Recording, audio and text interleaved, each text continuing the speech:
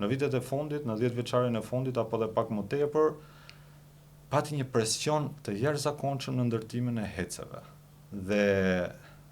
është mirë ta themi këtë, që problemi më i madh i kësaj veprimtarie, të cilët ka dëmtuar tashmë një pjesë të mirë